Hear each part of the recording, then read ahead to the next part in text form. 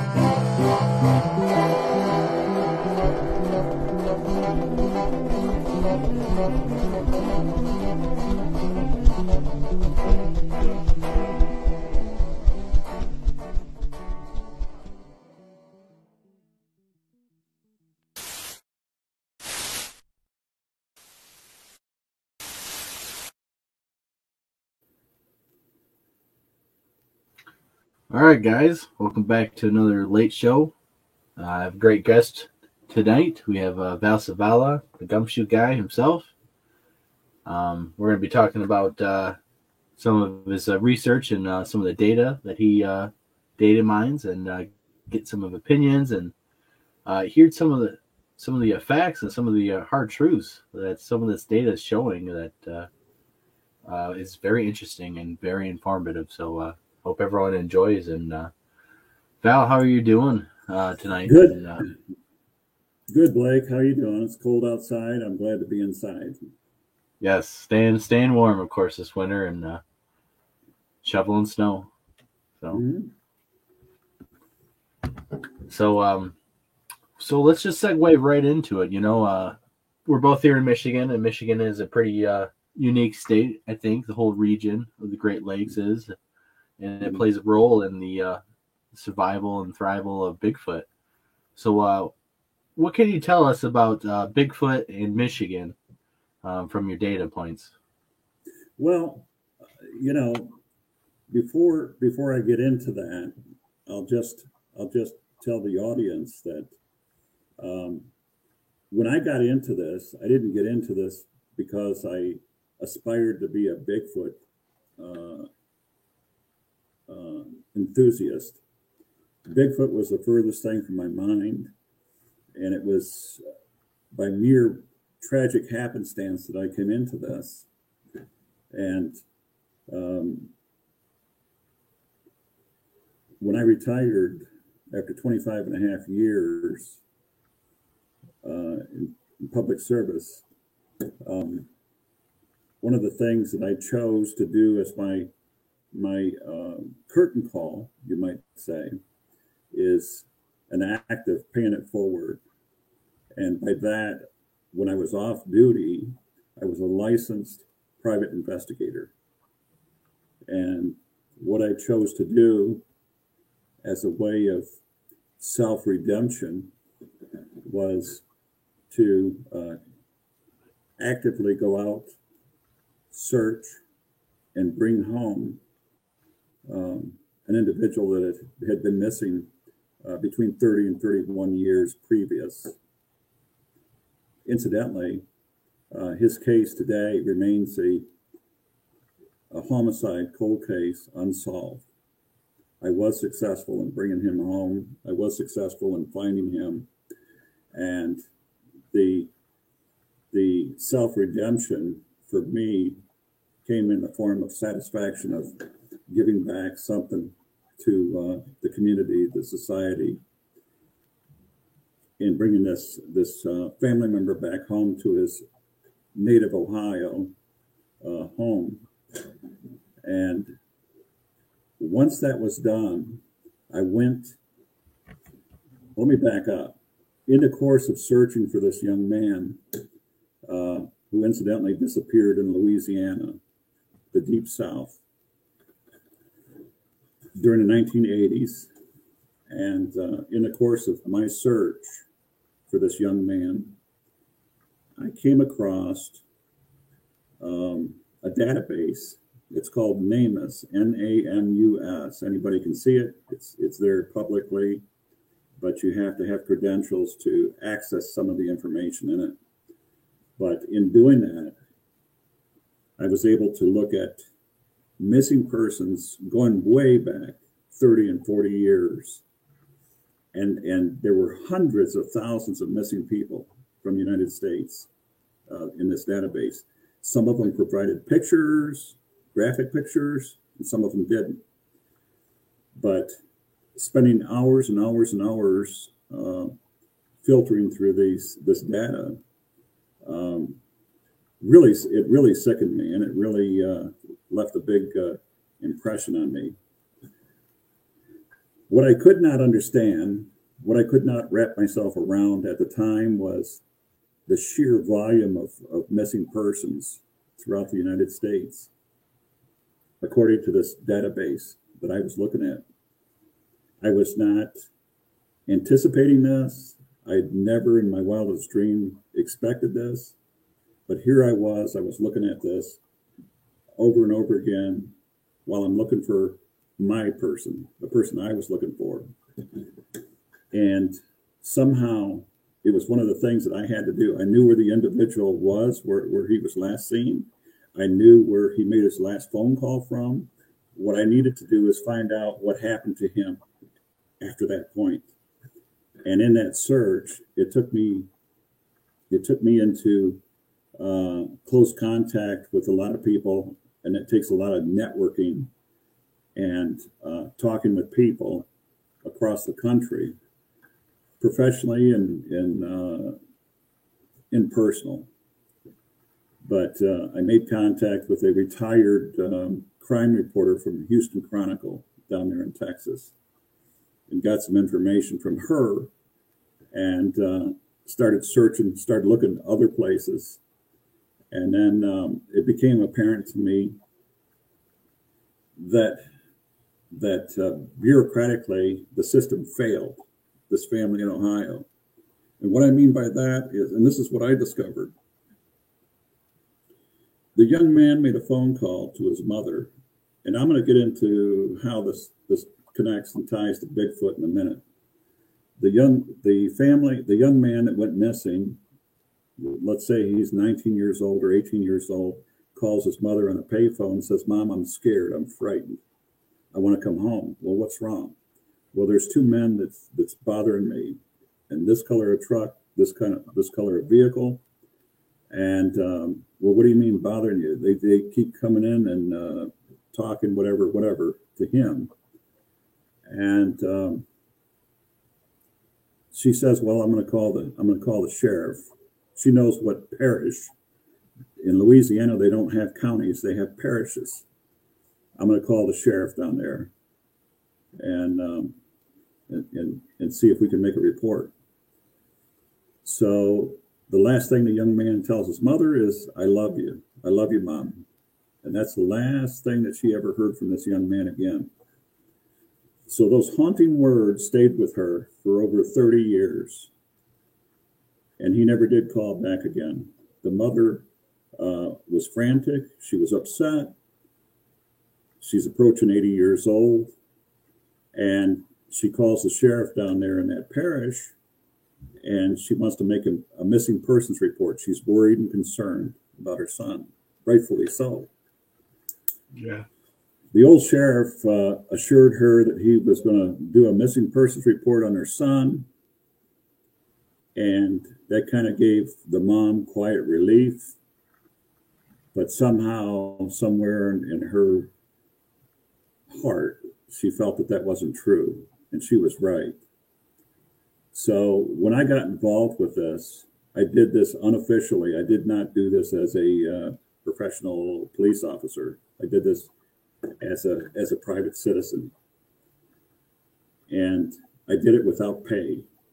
I did it free gratis, and that's the act of paying it forward. You're doing this for humanity. You're not doing it for yourself. You're not doing it for anybody other than the people that are going to benefit from it. And in this case, it was a family. They needed closure. So in my networking, in my interaction, I got a hold of the sheriff's department down there and spoke with a investigator, and I told him, I says, I need to make a missing persons report.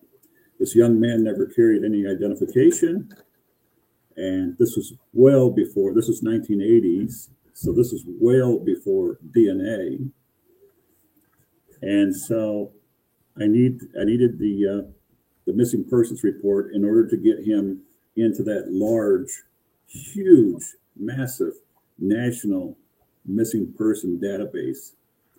This is the one whose you enter a name in a computer and it goes all over the country immediately. But his name needs to be in there, and I knew this. And the only way I could get it in there is to have an official report taken.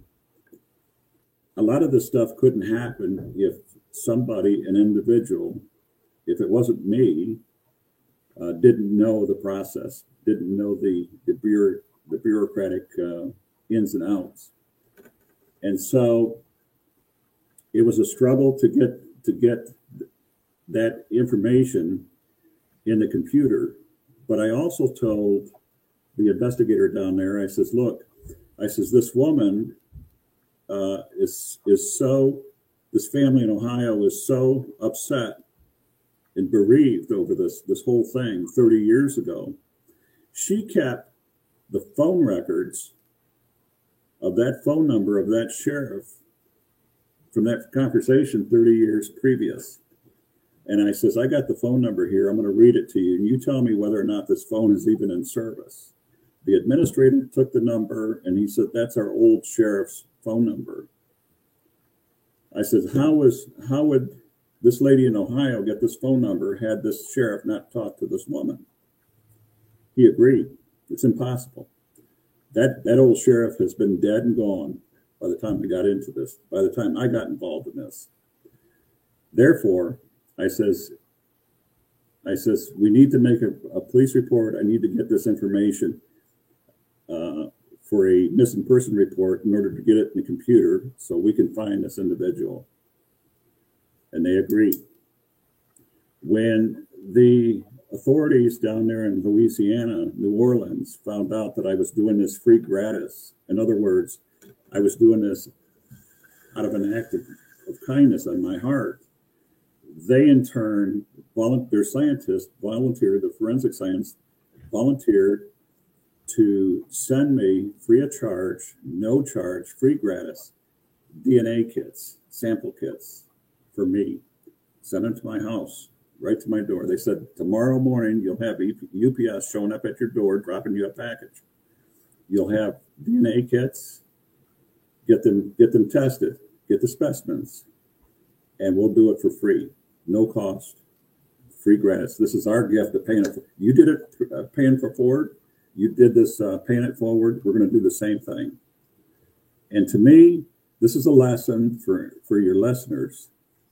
What paying it forward means, and how it reacts to other people, and how other people react to that.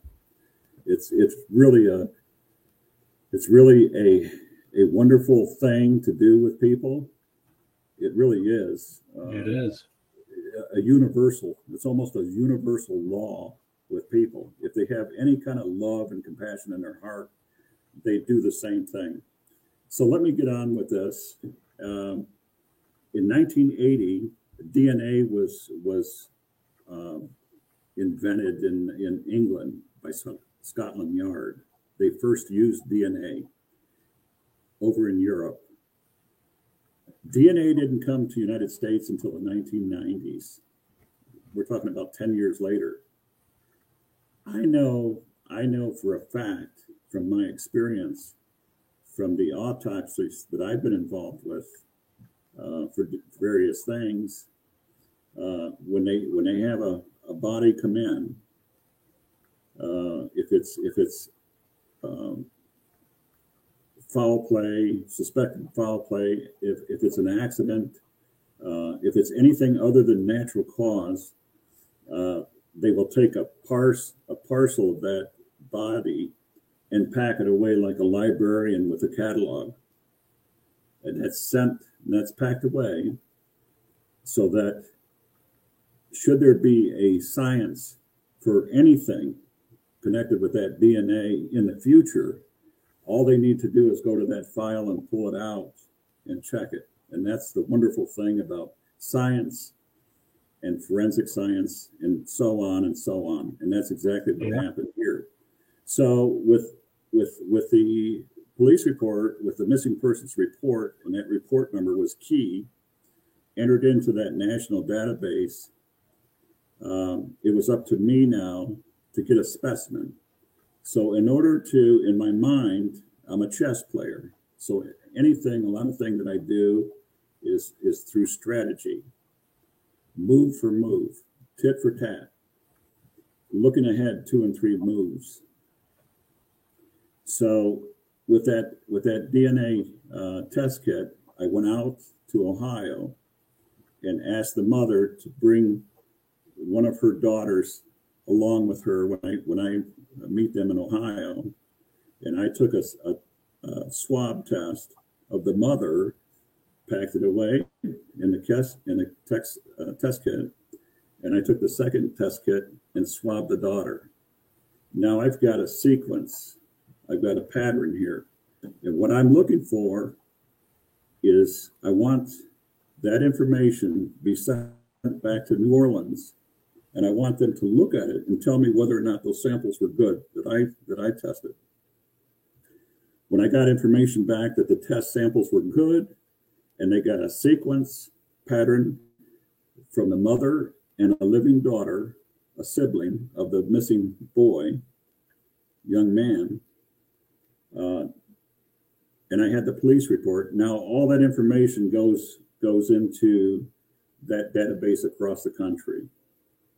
So now they're scanning all across the country, anybody that had a unidentified person, if he's dead, and I was pretty certain he was gone. If they had any of that across the country, it would match, and it'd come back as a match. 21 months later, I got a notice from the medical examiner down in Houston, Texas, with a urgent note for me to call this doctor down there. And the message pretty much read like, Sergeant Zavala, call Dr. So-and-so as soon as you get this message. And I called her. And the first thing that she said was, well, I got some good news and I got some bad news. Well, I'm going to tell you, I'm not a poker player. I suck at playing cards, but I play chess. And with that in mind, I said, I'll take the bad news first. She says, homicide. I said, okay. I said, the good news, we know where he's at. I says, where's he at? She says, we got him. We have him here.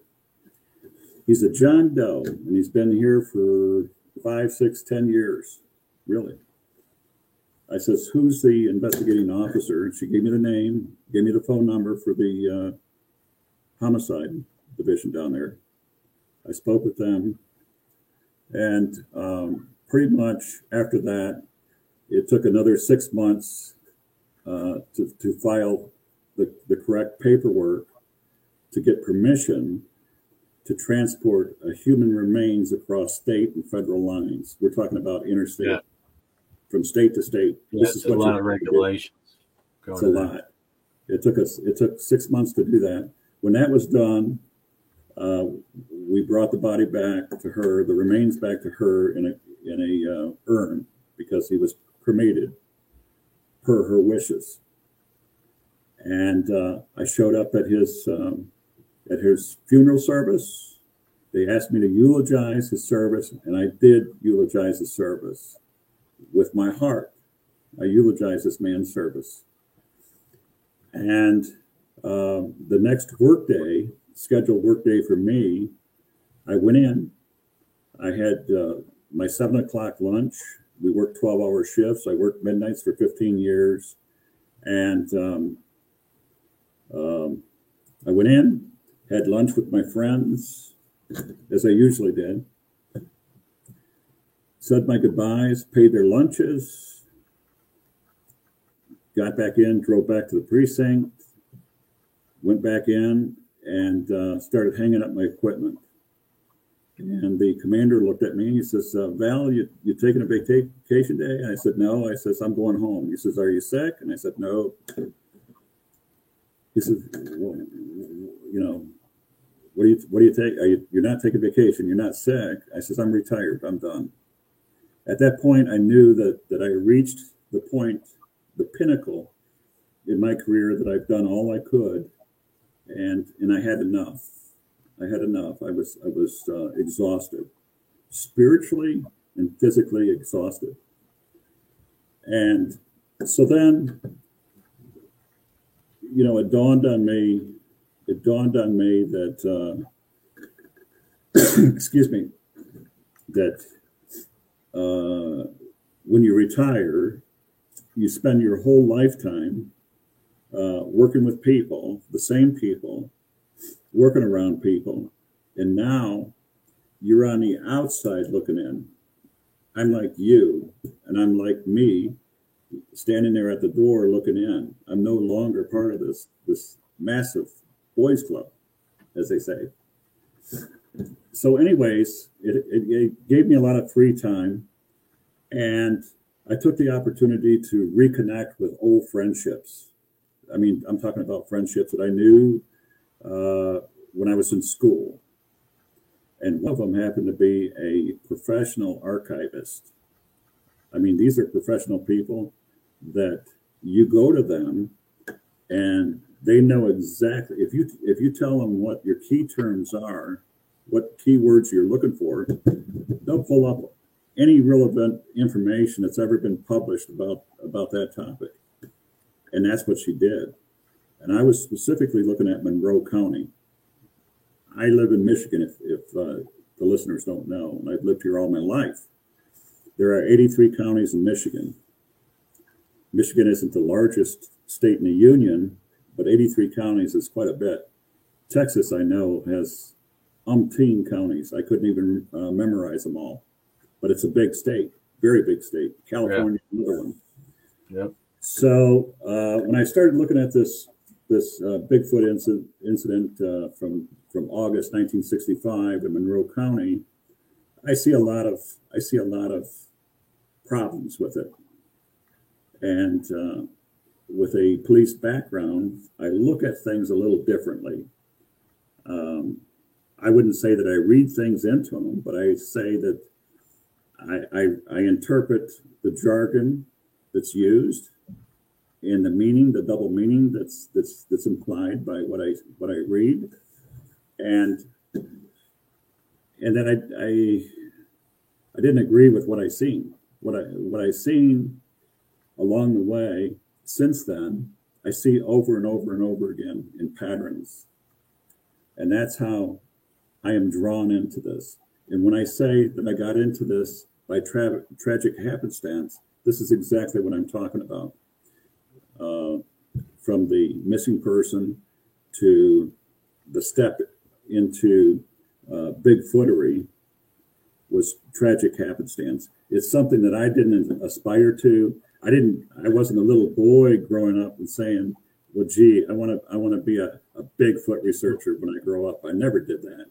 In fact, I couldn't tell you how many times I've seen silly newspapers at the checkout counters at any grocery store, and never gave it never gave it 2 minutes. You know, it was just insidious. It was laughable, And so I got a hold of Bob Daigle, and I asked Bob, I says, I'm Val Zavala, I retired, and I'm curious. Could I go out with you? Oh, yeah, come on out. So I did this. And so almost 2 years to the day that I retired, and in the meantime, within those 2 years, I was already studying. I was already collecting information and data, built 4 databases, and I was putting all this stuff together. I even contacted David Paulides, from California. Missing 411. And I asked him, I says, what's the deal with these body parts found all over British Columbia? Well, I'm going to look into that. I heard that too. I found it because in my professional capacity, I was studying and analyzing different things. Let's put it like that, in a professional capacity. Nothing to do with Bigfoots. Everything to do with bad guys. But that's the kind of stuff I did. And when going through research like that, I came across a couple news articles on body parts found in British Columbia. And that's what inspired me to contact him. So from that point on, from the time that I retired to the time that I had my own personal encounter in July 19th, 2014, it was almost 2 years to the day that I retired that this occurred with me, this experience in Waterloo State Park in Washtenaw County, on the border of Jackson County and Washtenaw. And so what I'm here to tell you and your listeners is, when I went out there, I didn't have the most expensive camera. I had a cheap camera, a Kodak camera, digital, but it was cheap. Nothing special, because after all, these things don't exist. I'm merely going through the motion of proving what everybody says anyway. And what I learned was this is a live, breathing being that there's no explanation for. They're not human and they're not primate. There's something in between.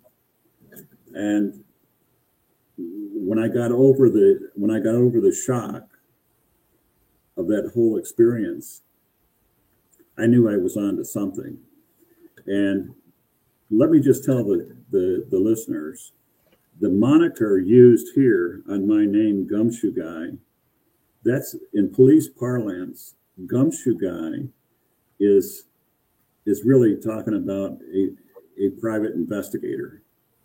Back in the 40s and the 50s, that's what they called private investigators, a gumshoe.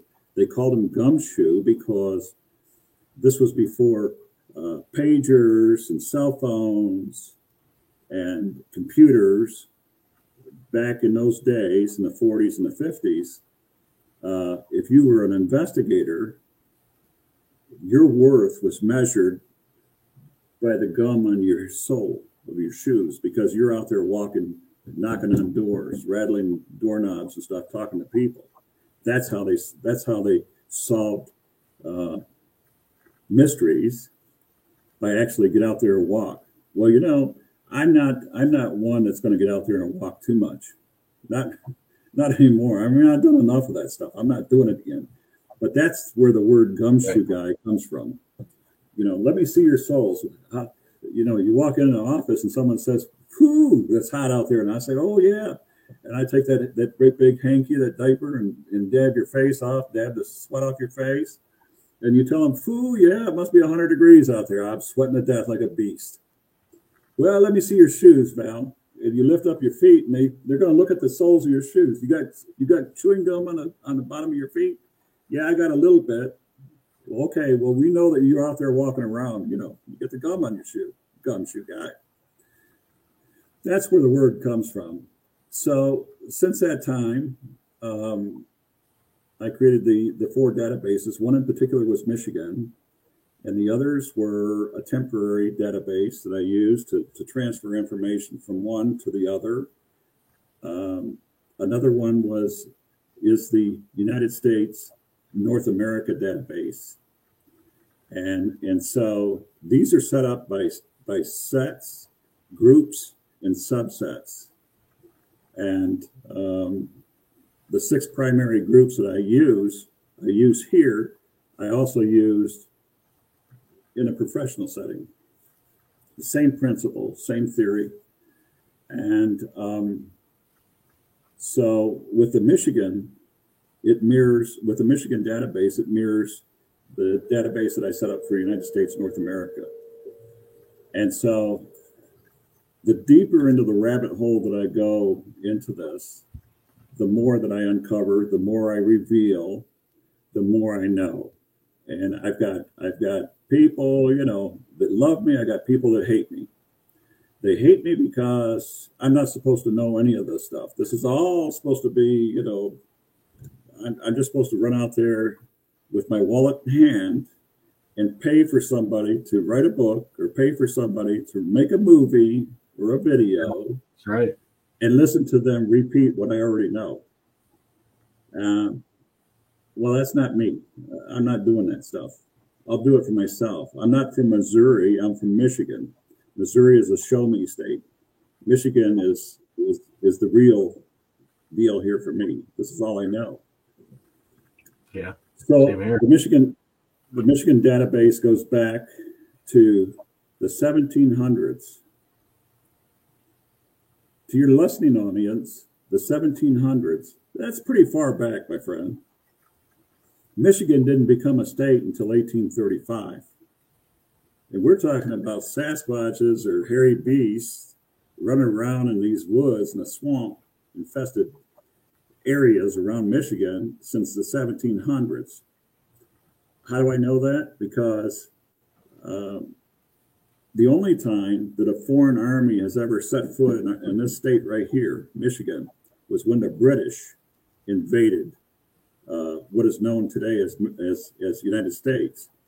And they invaded Michigan because I live close to Detroit, and there used to be a Fort Detroit up there that was pounded to you know what by the British forces directly across the river, the Detroit River in Canada. And they were pounded into submission. I like this because it's part of our history. And to know history opens up a lot of doors. And during the War of 1812, for your listeners, pick up a book, read the history of 1812, the war, the massacre of River Raisin down in Monroe County, Frenchtown Township. Those soldiers, those generals, the American and British generals both, in their personal memoirs, wrote about personal experiences with these Sasquatch type animals. They didn't call them Sasquatch. They gave them a French word because all of Southeast Michigan was very heavily French influenced. And so they gave them French words, French names, but they did write often about these creatures annoying the soldiers. The soldiers, if you're familiar with Detroit, you got to be familiar with Fort Street, M55. Fort Street was the military route from Monroe to Detroit. Fort Detroit was a big fort, a massive fort. That was the fort that was supposed to protect Michigan and part of the United States.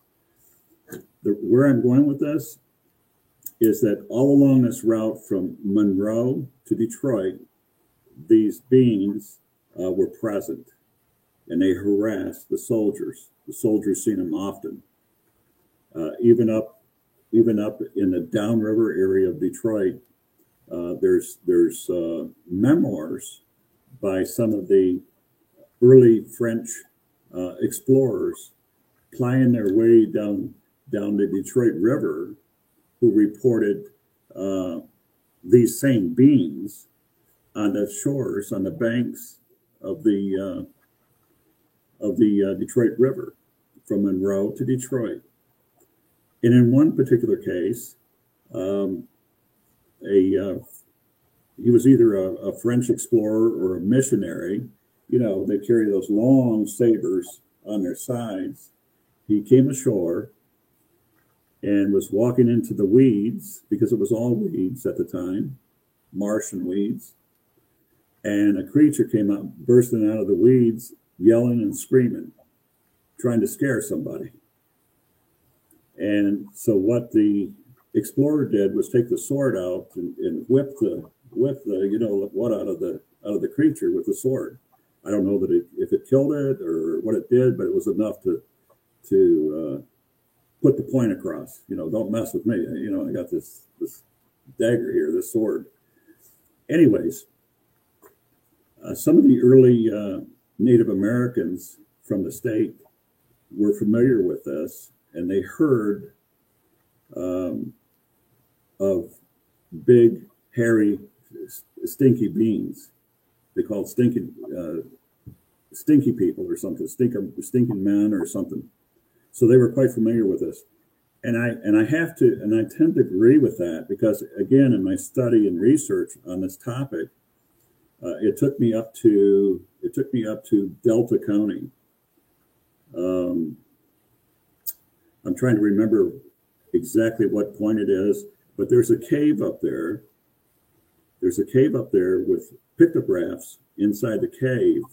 They call it the Spider-Man, because in the early drawings it looked like a big spider with arms on it, great big bulbous body with long arms on it. And this was drawn on the wall of the stone. And I was reading, this report by University of Michigan anthropologist or something that heard about this, I think back in the 50s, because the tourists and hikers had access to this years ago, and they probably plundered a lot of, they call sharps, that they found in that cave. And that would be early spear tips and arrowheads and things of that nature. Now this is right on the shore of the lake, on the cliffs of this rocky, craggy cliff. So when I get to start to thinking about this, I wonder to myself, well, this is interesting, because I've read someplace or I've watched some video or something of early scientists who theorized that the lake was either much lower or much higher pre-glacial period. In other words, the lake must have been pretty shallow, because they see below the water, the lakes, they see trails and rocks, rock fences and borders and stuff like that under the water. That's right. So the water must have been lower at one time. But what I found interesting about the information I read about this cave in this pictograph was that the time that the native Indians who inhabited that cave at one time or had been in that cave at one time had to have been there after the receded glacial period, in which the water of the lake, as the snow and the ice melt, the level of the lakes rose, which would enable canoes or some type of flotation device to bring the people up to the level of the caves. But whatever inhabited those caves required weaponry. It required arrows and spears. And in those days, you don't waste good arrows, you don't waste good spears, because we're in that period of time, we're clearly in the hunter-gatherer stage where your survival depends on your ability to hunt and eat, and you hunt and eat with arrows and spears. So I don't see any reason, in my mind, I don't see any reason why anybody would waste good arrows and spears and just to throw them inside a cave unless there was something there. And unless whatever was in there was either killed or dispatched or left, that allowed the native Indians to go inside that cave and take the time and the effort to inscribe what it was that brought them there.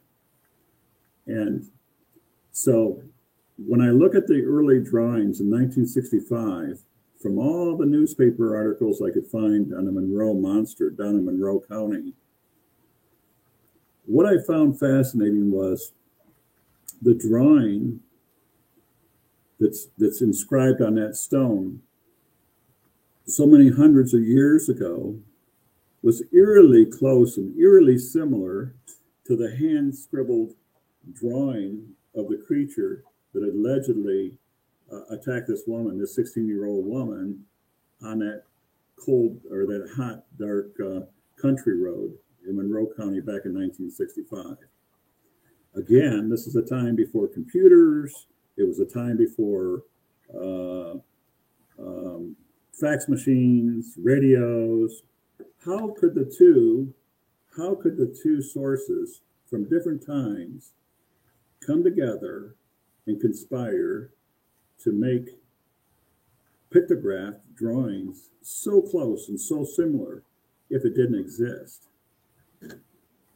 So when I started looking at this stuff, it was time for me to jump into stuff. It was time for me to step out of the shadows and stop lurking and look at this the way it is.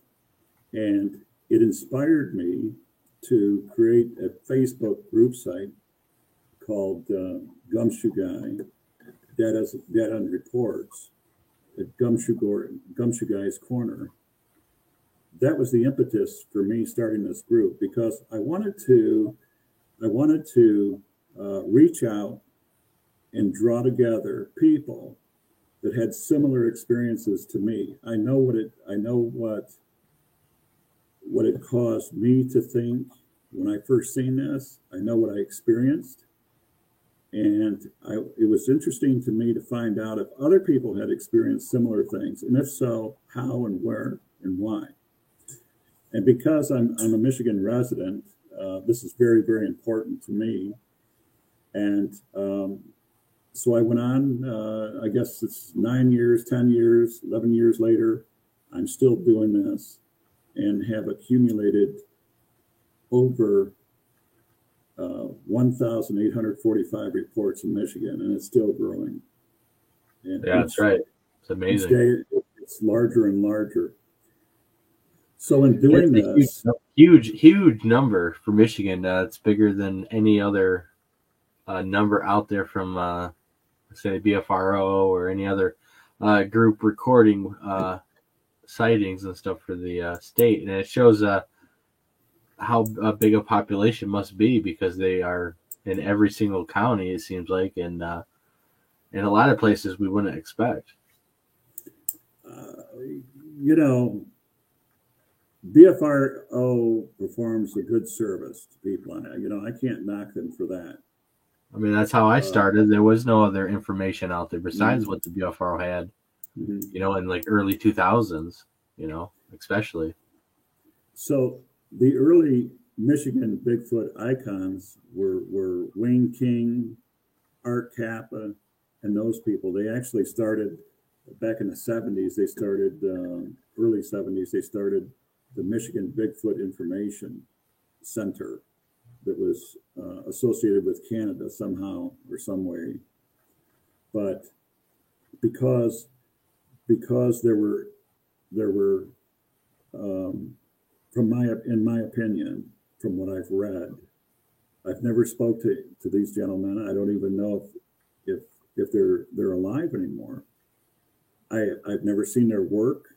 I mean, I've seen oodles of news articles about these two gentlemen, but I've never seen their work. I don't think they left their work behind for anybody to springboard off of.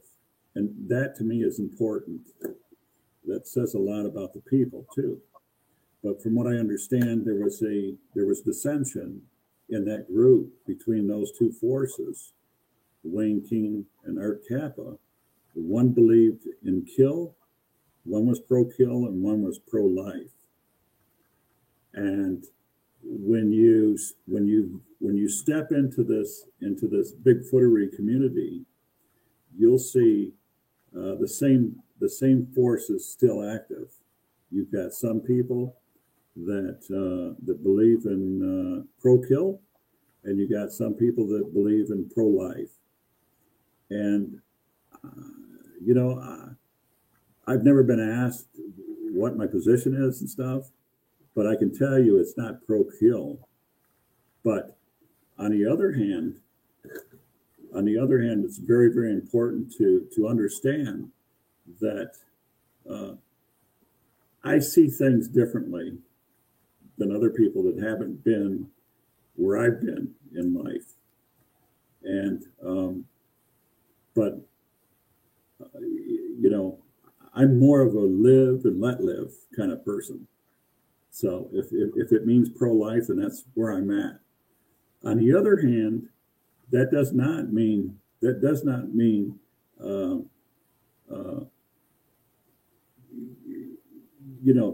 taking care of yourself, taking care of your family, taking care of your friends.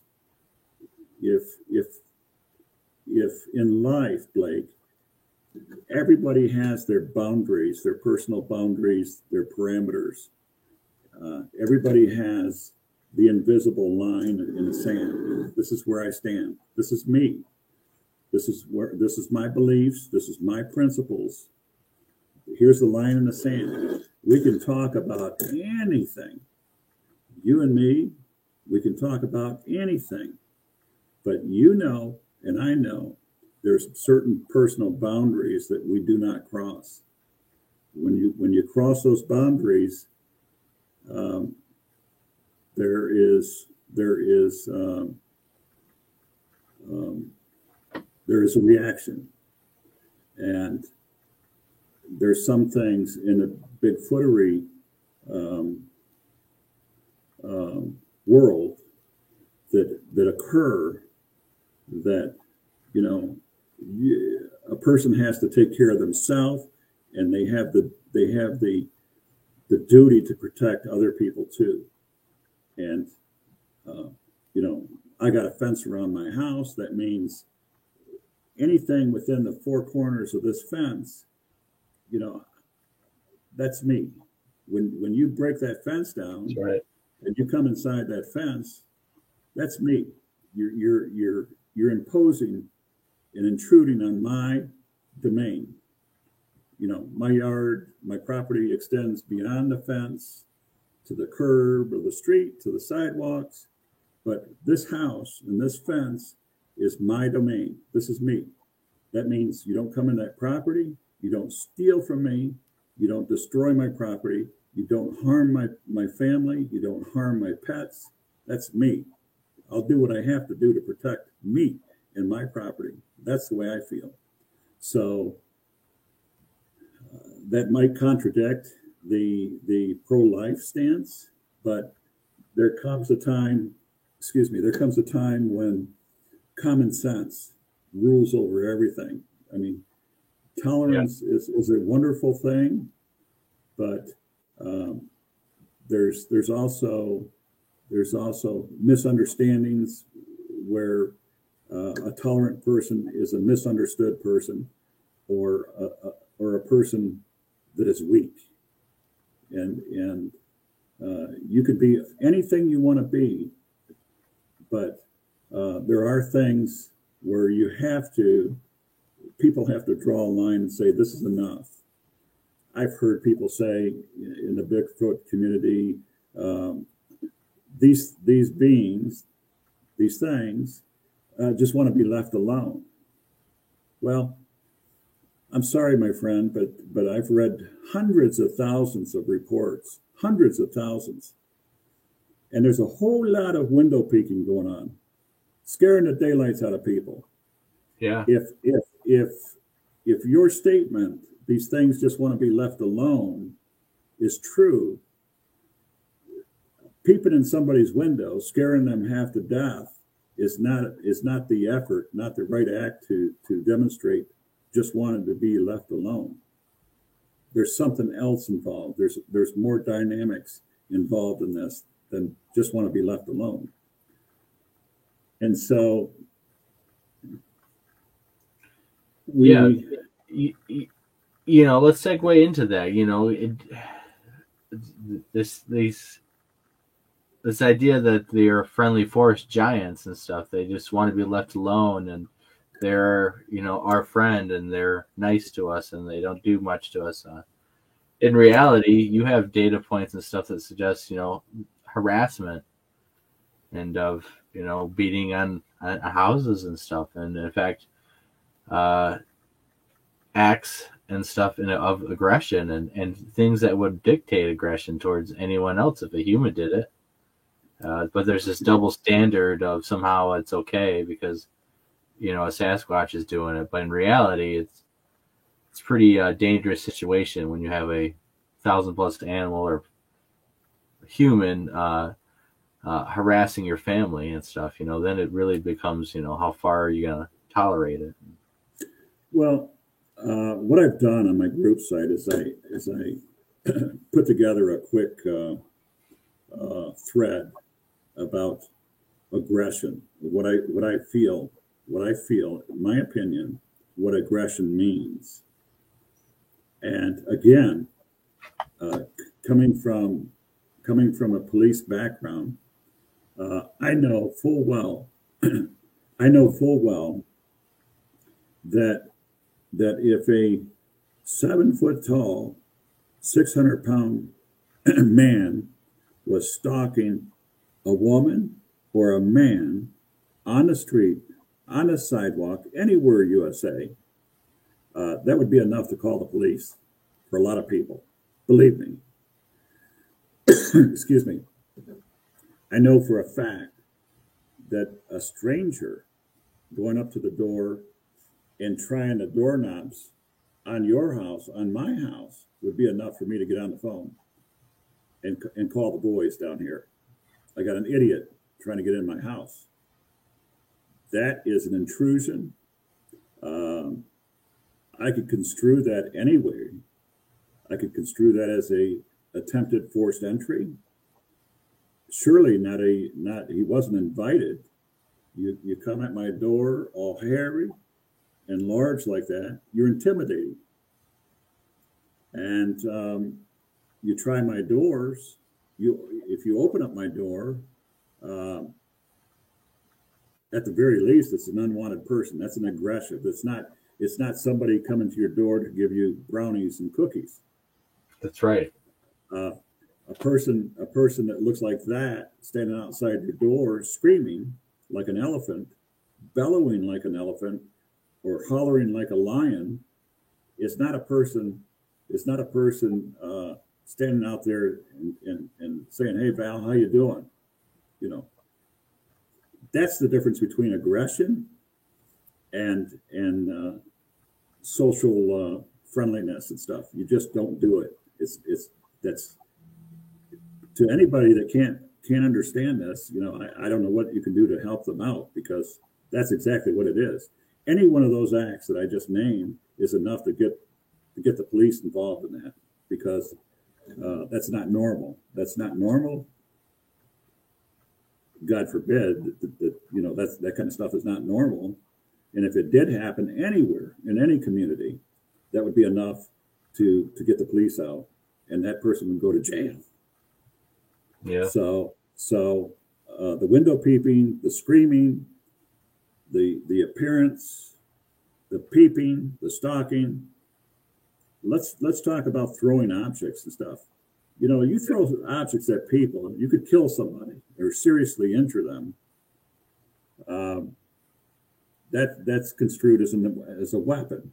Could be construed as a weapon. And again, you're listening to my thoughts, and you're listening to me reiterate some of the things that I've listed on this list, and the reasons why I've listed it there, because none of this behavior is normal in a normal society. It's not. There's no civil society that allows for people to act like that. You come into my yard, you eat my dog, you rip my dog in half. That's not normal. That's not social. Not in any social society that I'm familiar with. So those are all acts of aggression. You steal things. You steal things. You destroy property. You harm animals. That's not normal. That's very aggressive and belligerent. And but there are instances where these things have broken window, removed the doors from the door frame, entered in homes, stole food out of the freezer. In one case, not in Michigan, but someplace in the United States, there's an instance where it's actually gone into someone's bedroom, inhabited by a little girl and a grandma, both scared to death, and laid down on the bed and slept on a bed. These are not normal things. And so earlier when we talked today, you mentioned, well, are there instances of people being injured or killed? Well, you got to remember, we're heavily censored in this country. And so we rely on people to people talking. And from the reports, from the news reports that you get from the very earliest times to current, there appears to be people that have been injured and even killed. Now, whether or not somebody will go out in the public and say, yeah, that happened, and publish that in the newspaper and report it on the news and stuff, I don't think it's going to happen. What you might hear is that a bear, hurt this person, or dogs or something. So I do know of a case in Michigan where some little boys in a farming community were playing like little boys do, Tonka trucks, basketball, there's cornfields, there's barns, and these are little community neighborhood boys. So when I say neighborhood, I'm talking about, it might be some distance between my house and your house down the road here, only separated by a road and cornfields. And so one day, the three little boys, probably 12 years old, they're playing, and they hear a disturbance in the cornfield. In the stalks of corn, something comes through the corn, and it's probably around their size and stature, very hairy, and I believe it would be a juvenile Sasquatch. And after repeated encounters, it got to the point where it got comfortable with the little boys. The little boys got comfortable with it. They played with the ball together, and when it was time for supper, they had to say their goodbyes. It disappeared back into the cornfield, and the boys went on their way, went home to eat the suppers. And the next day, they did the same thing. They met at the same place, brought their toys.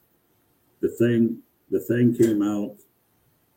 Each time, it became more familiar, more relaxed around the kids, and it played like the kids. looked at the toys, it looked at the ball, it rolled the ball back and forth until one time it was time for supper. The little boy had to go in and eat. He told the creature, who he gave a name to, it was time for him to go home because he had to go. Everybody had to go home and eat supper. This is in a farming community in Michigan. And the little boy says, who is now a man, says, well, you know, I went home, ate supper. So-and-so, my friends, they went home to their house. It was in the early evening. And after supper, I did what I always do. I went out to the barn that we had. We had 3 barns on the property or so. And I went up in the hayloft. And up in the hayloft, I had some more Tonka trucks and toys. I went up there by myself to play in the hayloft. There was a rope hanging from the rafters down, like you see in a lot of old barns and stuff. Right. Yep. He says, one day, this creature, the juvenile, hairy juvenile, surprised him. He showed up in the barn with this little boy alone. And they were having fun. They played with the trucks. There was a rope there. The creature swung on a rope just like the little boy did. They did the kind of things that little boys would do in the country. They started to play around, make noises and stuff. And when the little boy got animated and beat on his chest, you know, like we've seen on those old Tarzan movies. Yep. Something clicked in the juvenile, and it went completely berserk.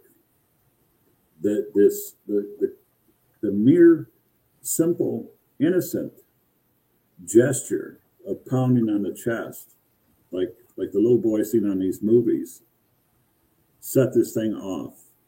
And it became angry, violent, belligerent, threw the little boy off the hayloft. He landed on the ground down below. The thing jumped from the loft to the ground next to him, ripped his clothes off, and in doing so, the little boy sustained some severe lacerations around his groin area. And the little boy was in pain. He was in a world of hurt, and the thing was screaming.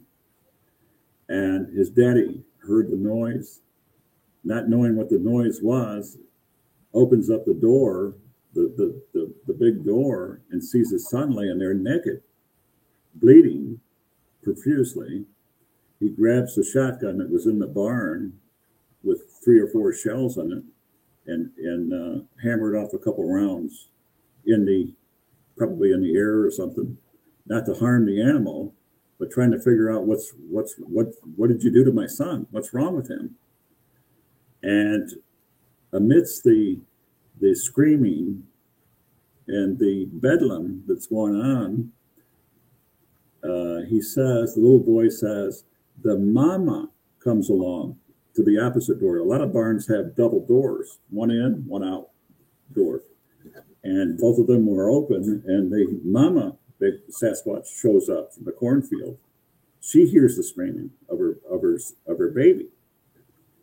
She comes in and she sees, I think, from what I read, it was implied that, to my understanding, that she's seen her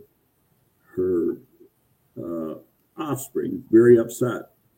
She grabs him up and tries to restrain him to get him out of there. And the father, the male, also shows up, and he's in the field, but he doesn't come in the barn. And somehow the strength of the juvenile breaks the hold to go back after this little boy again. And somehow, I don't know who did. It was never explained how this occurred, but the state police were called. And when the state police arrives, so does a DNR officer as a backup. when they arrive, the police are they try to get the little boy out, figure out what's going on. They see this juvenile being running around the barn screaming, trying to get after this little boy again. He's not done with whatever he did to the little boy. He's not done.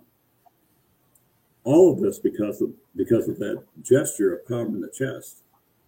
Yeah. So I guess the police officer had to fire off a couple of rounds to hold that thing at bay for enough time to get into that barn and bring the little boy out so they could call an ambulance. That was before rescue.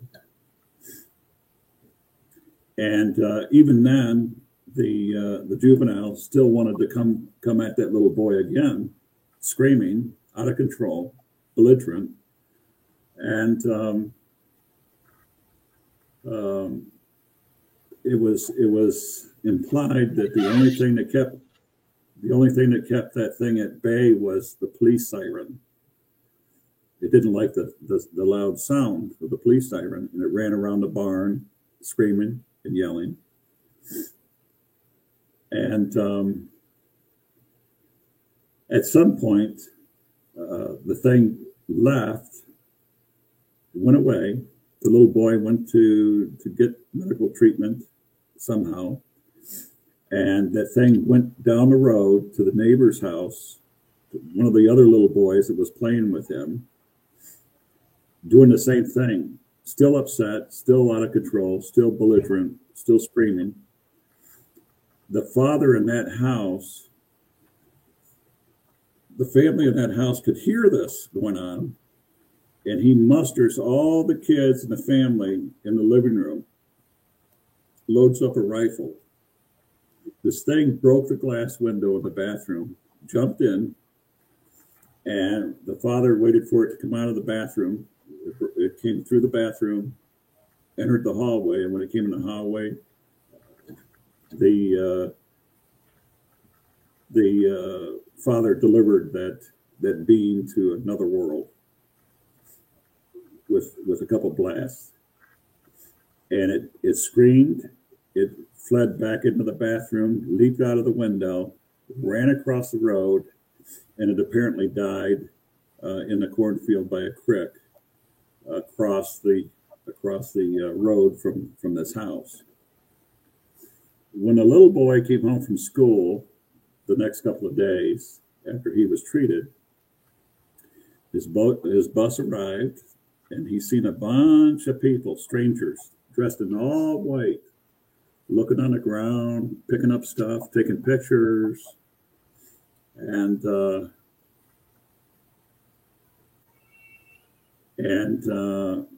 at some point, they were visited by people that he didn't know, the little boy, by men that he didn't know. And his parents were in the house. The men wanted to know who took pictures of this thing.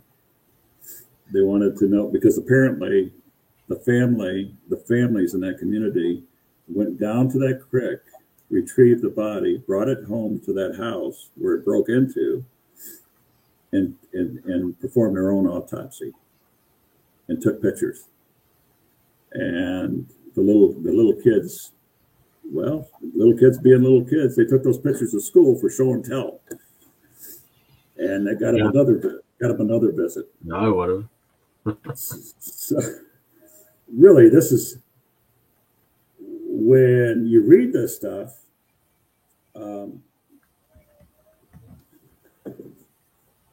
You ask yourself, did this really happen?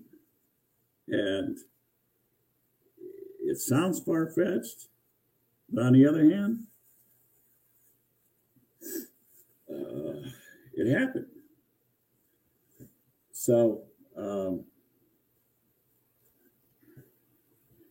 anyways, we'll end that story there without getting into any more of that.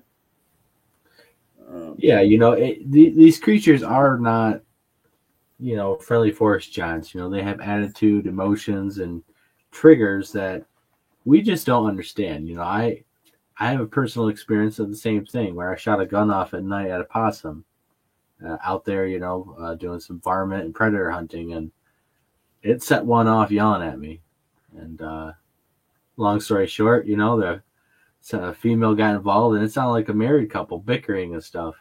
And because that male was coming to teach me a lesson, I guess, or something. It sounded very human-like, but you don't know what's going to set these things off if you walk up on them. And I think as researchers, we are kind of playing a dangerous game where you're after these things, you're trying to get evidence, and these things can take you out with a big old rock in the middle of the night that you're never going to see. I mean,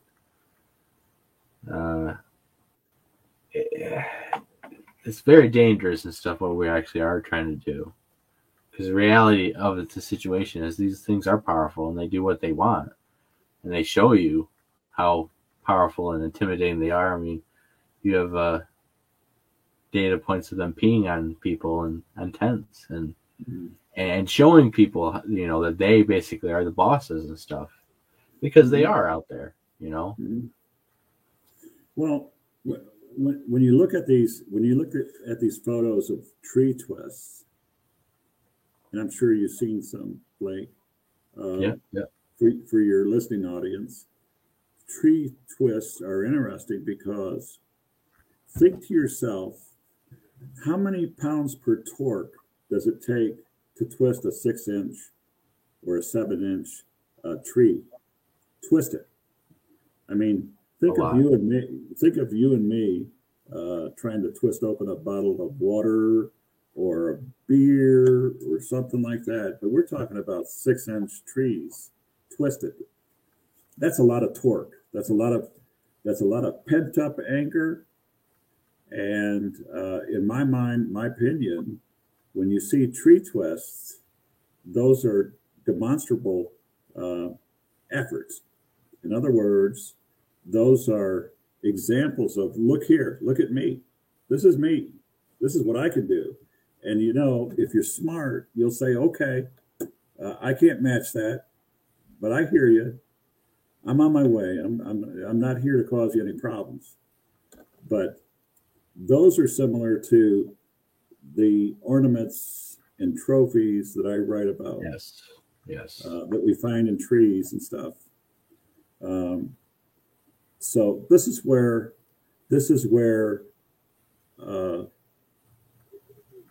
my previous experience intersects with Bigfootery today, and this is how it's applied and used and brought out and then discussed in a manner in which most people can understand and see it the same way. So what I would like to do, if you don't mind, I'll just go through a couple of these things. Yeah, that would be great. That I found were pretty interesting. And again, we're talking about Michigan, but anything that I mention in Michigan is mirrored only to a larger effect across the United States and North America. Same stuff. Michigan is not unique to this. This is all over every state. Right. And as far as I'm concerned, in almost all provinces of Canada and across the country. And by the way, I don't do this for Spain. I don't do it for UK, Australia, Africa, South America. I can't physically possibly do that. This is too big and too large. I don't have the time of the day to do this. It's only me. I would need a whole cadre of people to do this. If I was to do the same thing worldwide, but I'm trying to show you and tell the listening audience the magnitude of this is so large that some people might not be ready for, but it's true. Okay, so window peeping happens quite often. It's a behavior that's pretty atypical of Bigfoot Sasquatch behavior. Some people say it's curiosity. I think it's a form of aggression. It is curiosity, but it's also aggression. And I say that because if you or me go up to a Bigfoot nest and peer inside and get the attention of that inside there, what kind of response would I expect from the inhabitant inside that Bigfoot nest? Right. Same thing. Same thing. Yeah.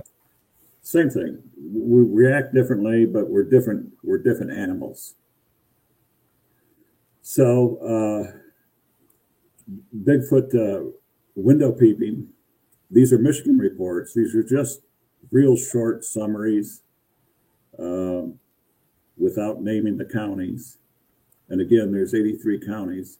Some of these are repeat occurrences in the same county. Some of them could be repeat occurrences in different counties, the next county over. In other words, in my mind, it's like a walking crime spree. You know, it leaves a trail of mishap and strife and stress and stuff as it goes from place to place to place to place. So for window peeping, for example, we got woman reports that there were 2 Bigfoots outside her bedroom window peeping and chattering back and forth to one another. Now, for a woman at night sleeping, in a bedroom by herself, to hear and see Bigfoots outside your window talking back and forth in an alien native tongue, that would be pretty frightening. In any event, they have no business on your property. They don't have no business outside your bedroom window. Nevertheless, in another, witness was awakened by knocking on his window and observed furry head of a Bigfoot in his bedroom window, 8 feet off the ground. Next door neighbor to resident of previous Bigfoot window peeping event says all her apples were stripped clean off her apple tree in the yard. Woman reports 2 Bigfoot outside her bedroom window. Bigfoot walked past her window, picks plums off her tree. Again, stealing food, stealing something that doesn't belong to them with impunity, without dither or care what you think or anybody else thinks. What you got is mine, and what I got is mine. I don't care what you think. You have no fence. You have no boundary. This is a free for all out here, and that's pretty much the way it is with these things. Another resident in the kitchen looks over the window and sees a grayish brown Bigfoot with breast walking past her window, approximately 7 to 3 feet tall, 7 foot 3 inches tall. Bigfoot with yellow eyes, breathing in my window, looking at us, terrified the family. Resident sees 7 to 8 foot tall beast with wolf or dog-like head, built like a bodybuilder, outside the window in silhouette. Children terrified to see large dark figures walking by the basement windows. Witnesses reports a 6 foot black Bigfoot was caught peeping in the bathroom window. That's something by the daughter. That's something I don't care what anybody says. You know, when you're in the bathroom, that's private. Yeah. You don't want to see a head sniffing at the window with the face pressed against the screen, knowing full well that it could just poke the screen out at any time. That's just window peeping. We go to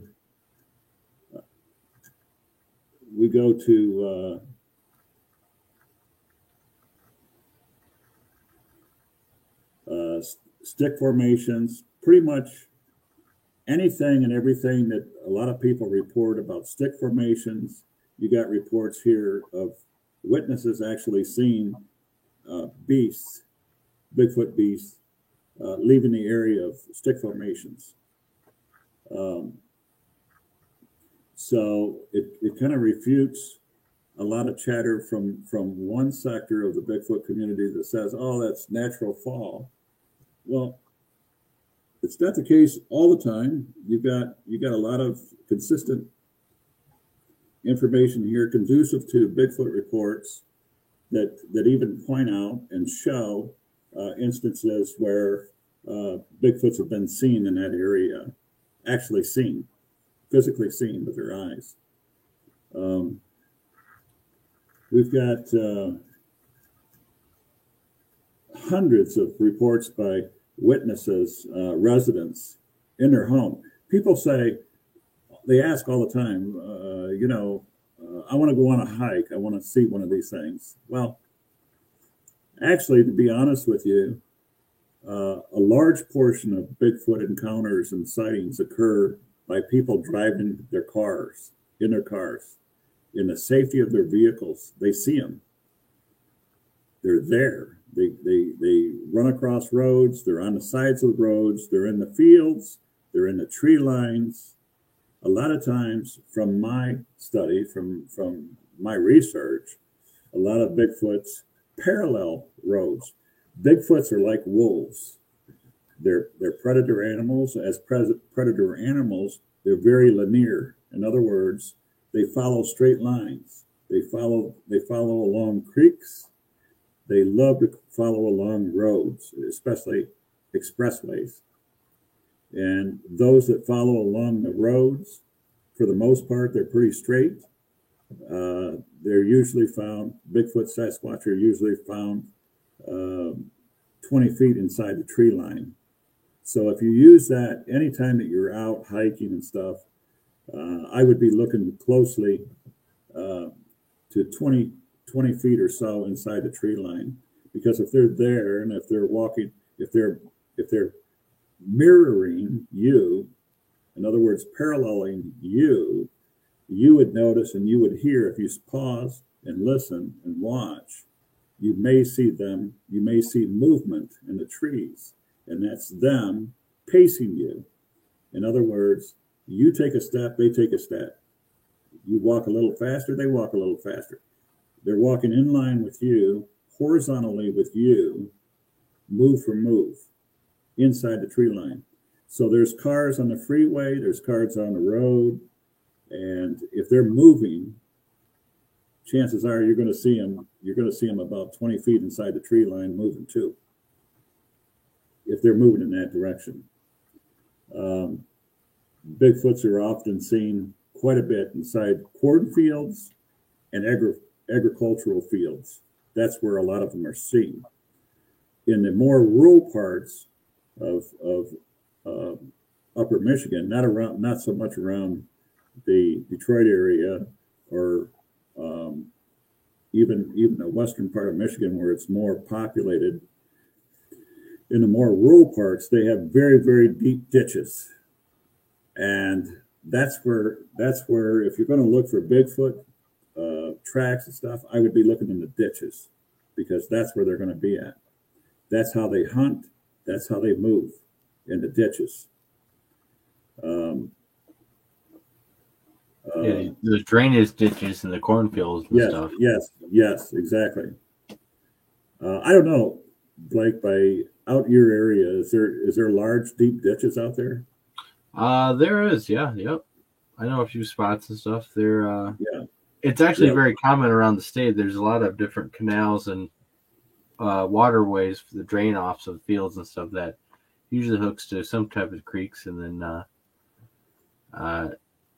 when the corn is up and stuff, that's ample cover for these Sasquatches, and they do spend a lot of time in these cornfields, and that is very close to people's and population. Where if you took a census of all the people and asked them if they thought Bigfoot lived in their backyard, let alone in the state, they probably would laugh at you. But the reality is, of what your data shows and what we find is, these creatures are very close to a lot of people around the whole state. Here in Lower Michigan, they're here in high numbers, and all the way up north into the UP. I mean, there's pretty high densities around places where mainstream science would scoff at. Yes, I would say I agree with that, and the idea what Hollywood television is showing us with finding Bigfoot, blah blah blah. This misguided idea that one has to go out into the remotest parts and the most isolated parts to experience an encounter and sighting. Bigfoots live close to population. They live on the fringes of suburbs and even in inner cities. There's been at least 2 reports that I'm familiar with of Bigfoot Sasquatches in inner city Detroit, Southwest Detroit and East Detroit. East Detroit is not an area that one wants to go anytime. I'm telling you, Right. because of the crime and stuff. Southwest Detroit, very depressed, a lot of dilapidated homes, a lot of crime there too. But in both of those instances, there was sightings of Bigfoot, particularly in abandoned homes, in vacant homes. So people shake their head at that and laugh and scoff, but you got to understand, Michigan, Southeast Michigan, Detroit in particular, and all of the surrounding hub cities that surround Detroit like a spoked wheel of a bicycle. You got a hub in the center, and you got spokes that stretch outward. That is Southeast Michigan, and all the surrounding suburbs of Detroit are within those spokes, and they're all very highly developed, highly populated communities. And yet, from time to time, you get reports of Sasquatch within these communities. Why? Because they live and they exist on the fringes of populated, well-developed communities. And how is that possible? Well, in the metropolitan areas, there are such things as regional dumps. These are massive mega dumps. What do we put there? We put rubbish and food and waste. And what does Sasquatch need to survive? They need food and resource and water. There's plenty of water. There's plenty of rivers and tributaries in Michigan. There's still a lot of wild outdoor space. Even though there's a lot of population, a lot of people and stuff. There's a lot of farming and agricultural areas. All of this provides food. In the inner cities, we have stray animals, cats, dogs, whatever. These things eat off that stuff. They eat that stuff. And they also travel along railroads. If you look at any railroad, if it's going through the city, chances are there's a lot of tall cattails, weeds, elephant grass. Perfect area for subterfuge and concealment. And I know working 15 and a half years in midnights, I've seen plenty of animals run around the city just at night and stuff. And they come from the railroad tracks. They don't come from any place else. But the railroad tracks and stuff. But you've got in heavy populated metropolitan areas, you got regional mega dumps. You've got regional quarries that are mined for limestone. These are areas that dot the geography, especially around the metropolitan areas. And this is where they actively mine for limestone. What is limestone used for? It's used for cement products. you can't build more freeways without an adequate supply of limestone, without cement, concrete. So when they build these quarries, they probably rupture fissures underground, and that would explain why these massive deep quarries fill up with water and stuff, because they rupture the fissures, the tributaries, the lakes and the rivers underneath the ground. Yeah, there's a lot of them here in Michigan. And that would explain how a lot of these things pop up in the metropolitan areas too, because they're excellent swimmers. They hold the big chested animal. I suppose it's got some big lungs, and hold its breath pretty good, and swim from one point to another. Let me digress a minute on that point, the swimming, and share this with you. There was an old report that was probably from 1840 or someplace around there, maybe earlier. And it came from the area of, I want to say Port Huron, Lake Sinclair, around that area. And what it was a group of hunters. Remember, Michigan wasn't a state until 1835. So I think this was right around 1835, maybe a little earlier, maybe a little after. But in any event, as the story goes, and I said earlier that Michigan, a lot of Michigan was heavily French influenced. French names, Frenchtown Township, Frenchtown this, Frenchtown that, because of the French influence. And so it was reported in this report that a group of hunters, Native American hunters, coming back from Saginaw area, Midland area, around that area, they mentioned Lake Tittibawassa up there in Saginaw. But they got back down towards, I want to say this area around St. Clair County, near, I want to say it's that little island off of, in St. Clair County. It's Parsons Island. Parsons Island, thank you.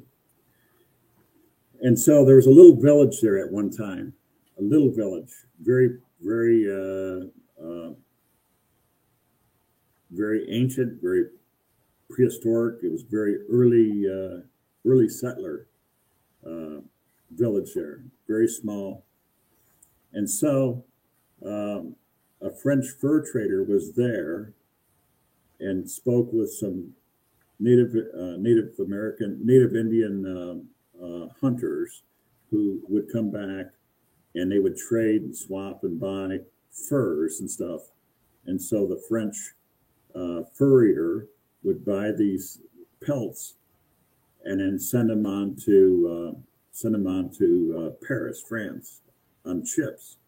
Remember, this is a time before U.S. mail, UPS, or any of this stuff. If you had to send a letter to Europe, it had to go on that ship, and that ship went across the ocean. And if it made it across the ocean, then they would pick up this letter and read it. It's already a month old. It took 30 days or so for that ship to reach over there. In any event, the Indian warrior or Indian hunters told the French furrier about a clan, a group, a family of creatures, hairy creatures, big ones, that they seen up there near that river up there by Saginaw, and they were headed in a southerly direction towards Lapeer County or what is known then as St. Clair County. And then they said that the hunters left that area heading back towards St. Clair County, and then they ran into that same group of hairy beast in Lapeer County. And so they shared that information with the French furrier, the person that buys these furs, and he wrote it down on a dispatch because he's a loyal Frenchman, and he was going to send that information to his government in Paris, France. He got it on the ship.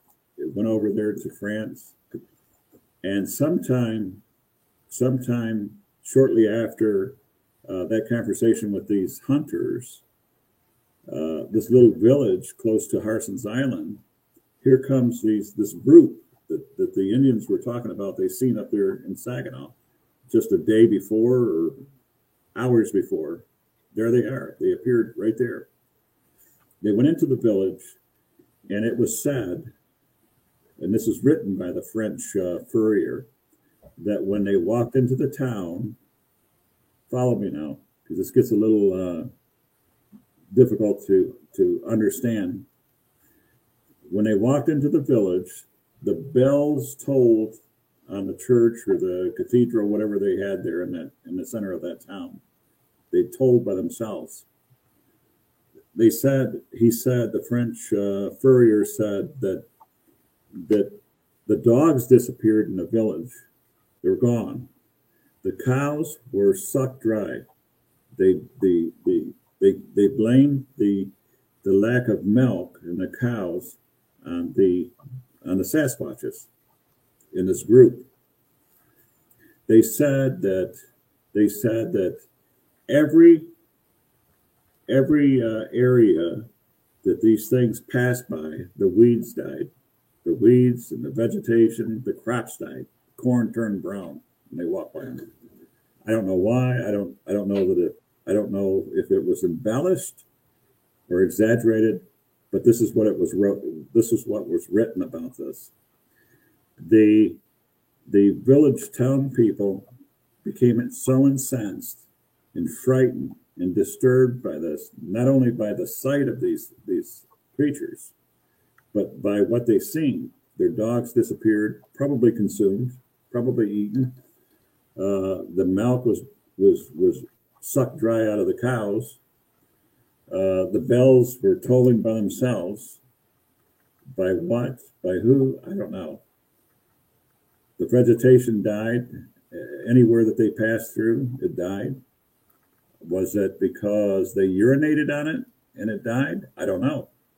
But this is what was written by the French furrier. Anyways, so as the story goes, the townspeople got their pitchforks, their weapons, whatever they were, and torches, and they were out to look for these beasts. The beasts escaped across the river, the channel, like Harson's Island, if you're familiar with that. And from that point on, the townspeople got some boats together, went across that channel, and weren't able to find them on that island anywhere. They disappeared. Well, the thought is that they knew, the Sasquatches knew where the underground tributaries were, the underground cave systems and stuff. Michigan, when you look at the state of Michigan, though it's hard for people to understand, Michigan has some vast underground tunnels underneath it. Some are ancient. Some have been there for millennia. Some are man-made, but there are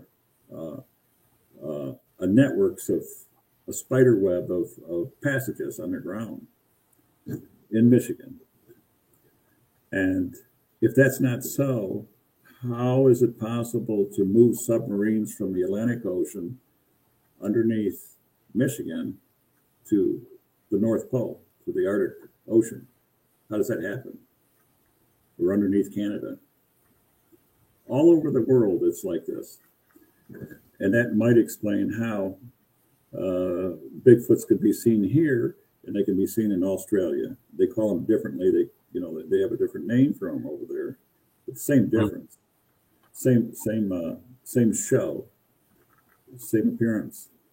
So they disappear on Harson's Island, and that's what the thought is, that they knew whether or not that cave, that tunnel system was off the banks of that island or was on that island specifically, but they were not there. They seen them go across that channel to that island, and that's what the thought is. But anyways, that same group of hunters that's seen them up there up near Saginaw in the Midland area, reported again when they disappeared. When they disappeared in Harson's Island, they popped up back up there in Saginaw like that. So that's where the thought of underground tributaries and stuff come into play. How is it that they were able to get from one point to another unseen? How does that happen? There's no other explanation for that. And I'm not talking about Sasquatches disappearing into interdimensional or anything like that. I'm talking about these things traversing the geography underwater. Yeah, it's karst systems and karst topography. These underground cave systems and waterways where water is traveling through, and aquifers and stuff. It's a very new science. Humans don't venture into these places. If you look at spelunking and people who explore caves and stuff, it's very similar to that. And Michigan does have it. These it is an excellent place for these caves and caverns to exist, and we definitely have scientists do know of some of these tunnels existing in vast aquifers and stuff. So that we do know that there's certainly huge underground network of caves, but accessing it and stuff and getting down there is something that humans don't do. We don't really know of, but know how to. But it's possibly some of these swamps and stuff are drainages and are flooding zones to these underground waterways, and so Sasquatches hang out in swamps a lot. They're in a lot of these places, and with a huge lung capacity, they could probably swim definitely to underwater cave systems, and from air pocket to air pocket that no human could certainly swim and hold its breath to even access some of this stuff. Mm-hmm. Now, did you want to? I know we're getting short on time here, Blake. Did you want to touch on some of the extraordinary things that were found regarding Bigfoots and aggression towards people and stuff? Yeah. Okay. Just give me a second here. Let me pull this up. Okay. And I'll try to make this quick because I know we're getting short on time. But when I'm looking at this, and this is not necessarily Michigan, this is across the United States, North America. I looked at a whole lot of stuff, and some of the things I see, for instance, there's a report here of a 5-year-old. Remember, I don't know how many viewers have versed themselves in those missing books, those 411 books, but there's a lot of stuff outside those books available, or was available at one time. One of these in particular is a 5-year-old that tells his mother, "Mommy, there's a big monkey in our backyard." This was important to me because a lot of times, it is supposed that a lot of kids go missing from their own yards, and unfortunately, a lot of kids weren't always watched, by a parent or guardian. They were just left in the backyard to play because, hey, nobody's around. Kids have nothing to worry about. So a little boy, a little 5-year-old, tells his mother that there's a big monkey in our backyard. Well, I don't know about you, but I would be a little bit nervous about a big monkey, watching my child in the backyard. So there's a lot of that in these reports. Here's a 9-year-old nephew scared so bad that he wet himself when he seen a Bigfoot creature peeping in the window. This is the kind of stuff I'm talking about. That kind of stuff is not normal in today's normal society. There's no room for that kind of stuff, scaring people half to death like that, whether it's a mask or real. It's not normal. So we've got a boy attacked by the oddity. 30 armed men set out to capture it. That's another report. Another report: a stick was flung and struck hikers in the backpacks, and they were bombarded by rocks. Hikers, when they're out, they don't expect to be attacked by sticks or limbs or rocks or anything else, but yet they are. Another report here: a large limb hit me in the back, and a roar or a scream that I can't describe was directed towards me. Well, if something hit you and you heard a scream and a roar, I suppose that we could infer that it came from that creature.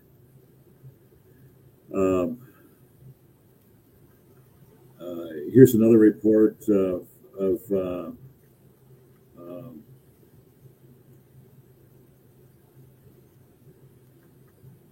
a man being grabbed before he could get a shot off. Here's another report: attacked group of great ape-like creatures had attacked prospectors in the middle of the night. Well, we're familiar with that. Another report: before 1873, a trapper had been ripped apart and the body had been beaten against the tree trunk.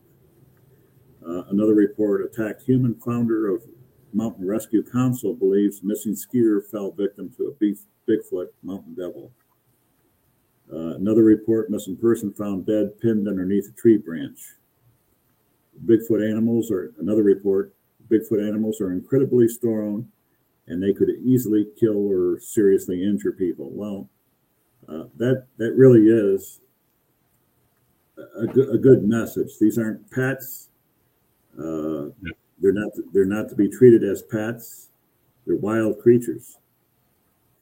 A witness was blindsided and knocked to the ground so hard that it broke his denture plate out of his mouth.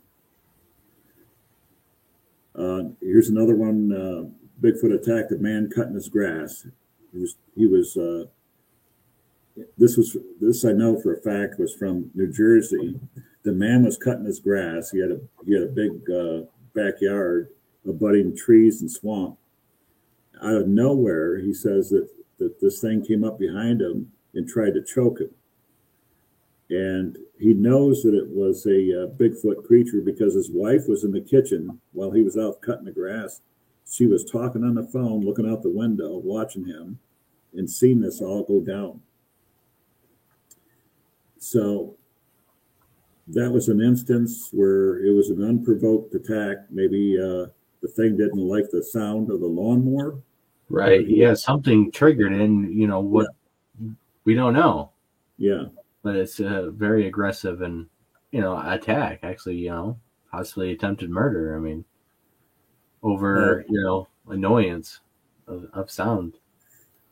Here's another report of a Bigfoot jumping on the roof of a car. I wouldn't consider that anything other than aggressive behavior. Here's another report of a motion detector activated. Parents look out the window and sees an 8-foot Bigfoot outside the kid's window. Here's another one, a Bigfoot report where a hunter was dragged from his horse to the ground and torn. Another report where Bigfoot drags a sleeping trucker out of his cab, nearly tearing his clothes to shreds.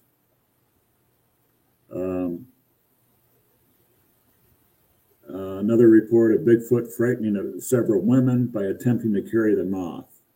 Another report, Bigfoot grabs child from yard and releases him only when adults intervened.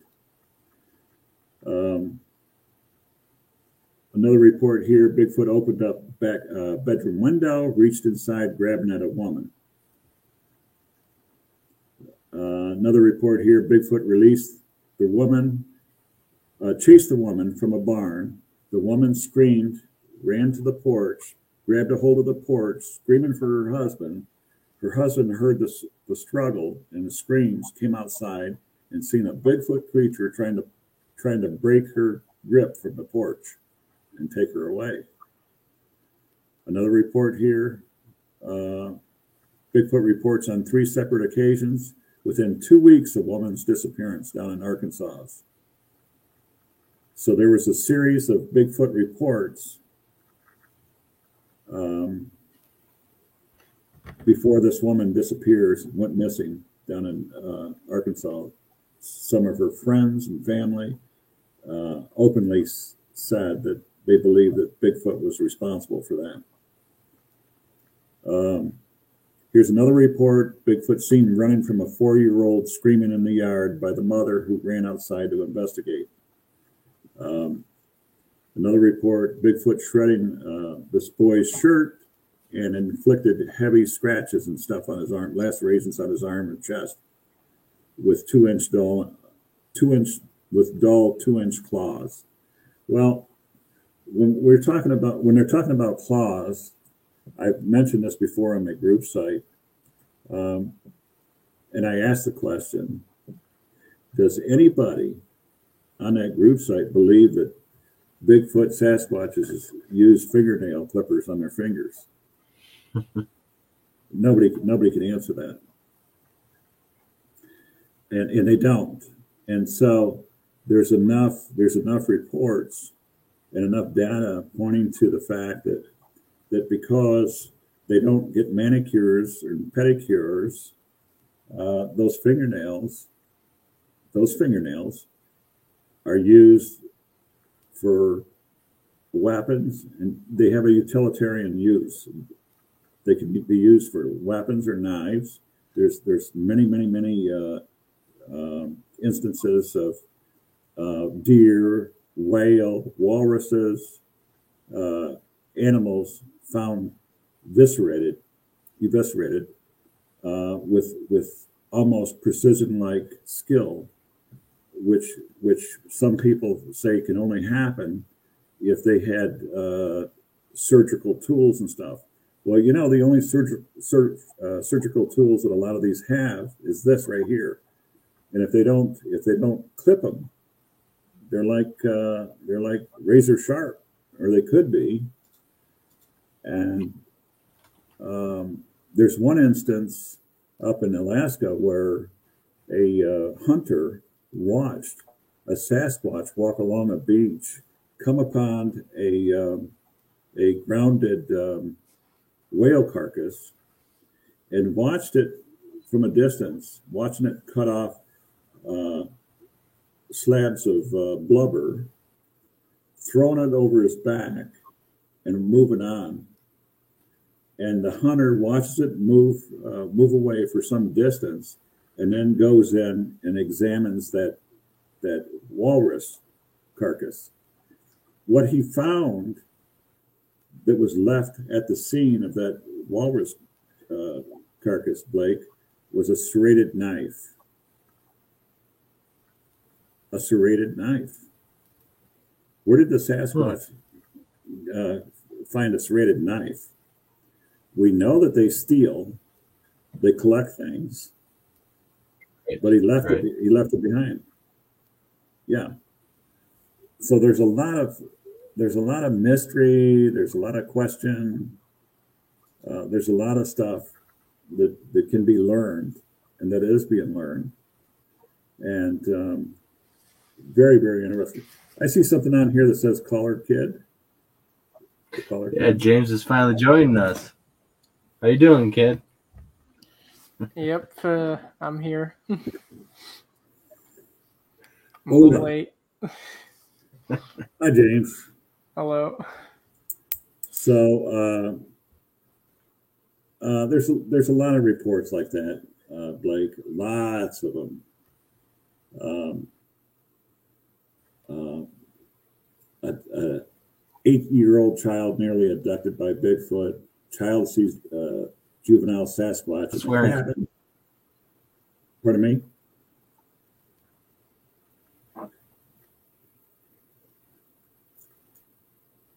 Pardon me, Blake? I didn't hear. Yeah, no, continue on and stuff. Yeah, they're stealing clothes and stuff too. Yeah. So here's one that says here's a report here that says forest agent alleges an entire family was killed by an animal that left 16-inch human-like footprints.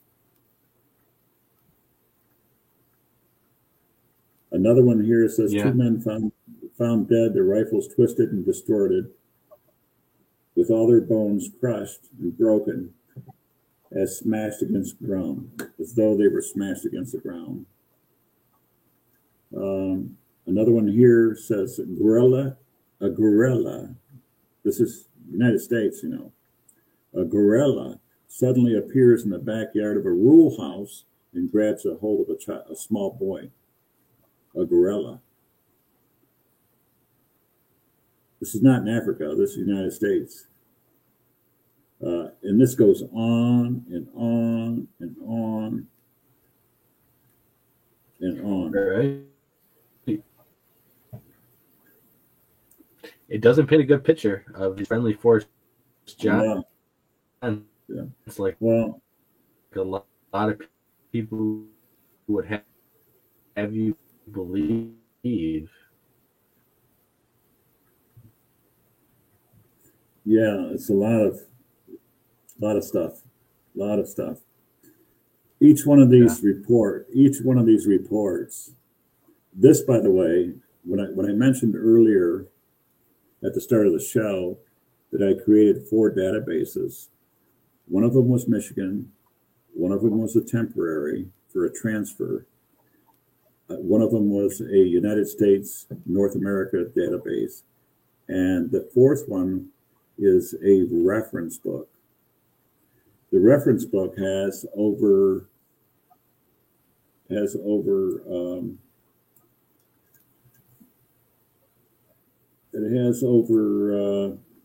let me see. I'll tell you in a minute. It has over 158 data points in it. That's a lot. And what these data points serve as, they serve as keywords, words that are flagged within each report. So when I'm talking about data points, I'm talking about flag words that I created, that when I read and analyze a report, any one of these 158 data points pop up and it's flagged, and then that report goes to that particular data point. For instance,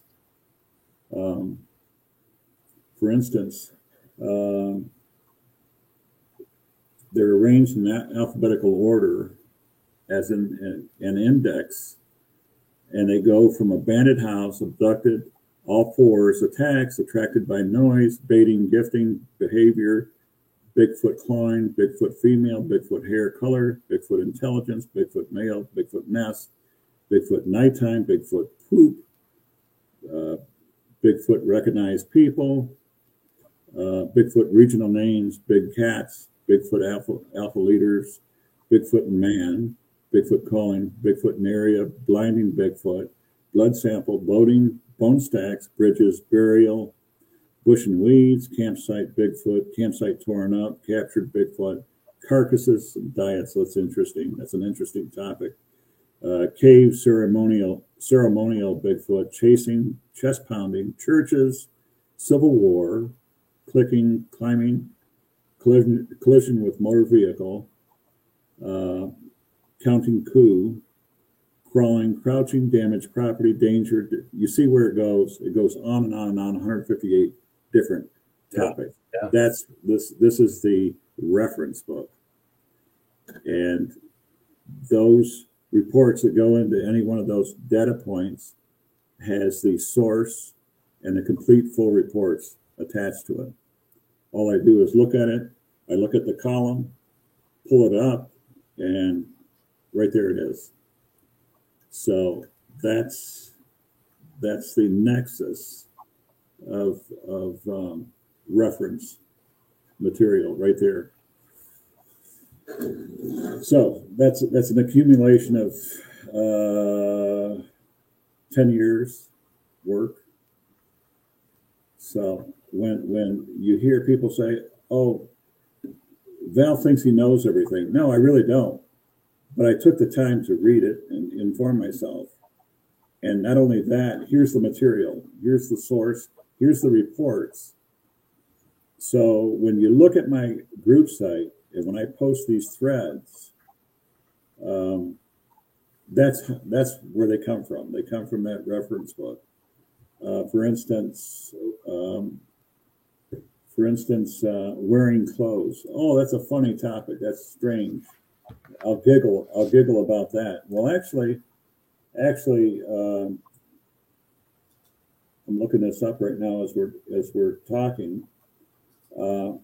It's a pretty interesting topic because there's many instances of people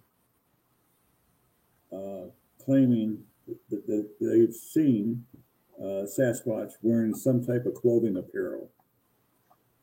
If they're not wearing it, they're carrying it. If they're carrying it, you have to ask yourself, where did they get it? And what happened to the victim? Somebody must have owned those clothes at some point. So it opens up a whole Pandora's box of questions and stuff. So with that, I think I'm going to wrap it here. If you don't mind. I think it's a great time to do it too. So I want to thank you for the invitation. It was my pleasure, and I enjoyed myself. And is there any questions for anybody? There were a few questions in chat, it looks like. Yeah, I'll take questions. Yeah, some of them.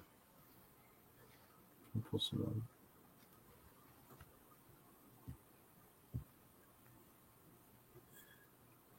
some was saying the sourcing and stuff, and this would be like 10 years of hard work and actually reading through reports and talking with people, networking.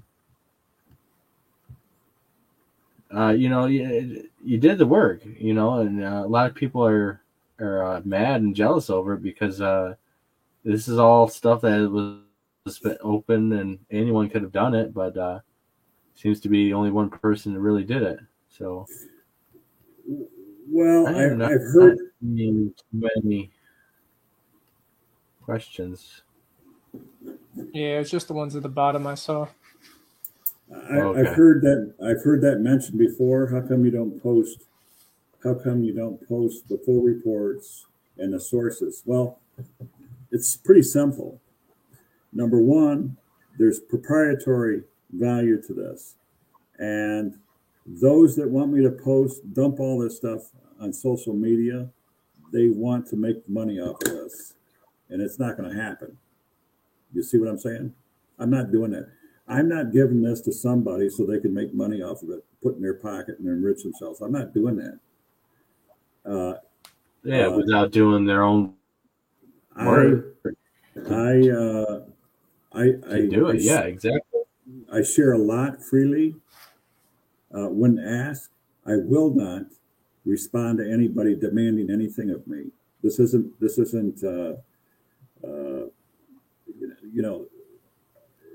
isn't some place where you demand. When I had small children, I raised two. We raised them to be good citizens, and we raise them to be kind and be social, be graceful. In other words, when you want something, you ask. You don't demand. We're not dealing with kids here. We're dealing with adults. Some adults are taught. Some adults are well schooled and trained, but you get nothing when you demand. I don't owe anybody anything, nothing. And you demand of me, it only hardens my resolve, and you get nothing. Number two, you want me to dump all this on social media? Pay me for my time. You want me to give you the resources? Then what you're really asking me to do is to do your research, and I'm not doing that. I mean, you do your own due diligence. You find that stuff. It's not up to me to do that for you. Out of the kindness of my heart, I'm sharing this with you and sharing this with people. At some point, I could see myself stepping away from this forever. I don't know when it is, but I could see myself doing that, and it wouldn't break my heart to do it either, because in this kind of topic, it's caused nothing but anger, jealousy, and angst. And I don't want to be about that. I don't like arguing with people. I don't like fighting with people.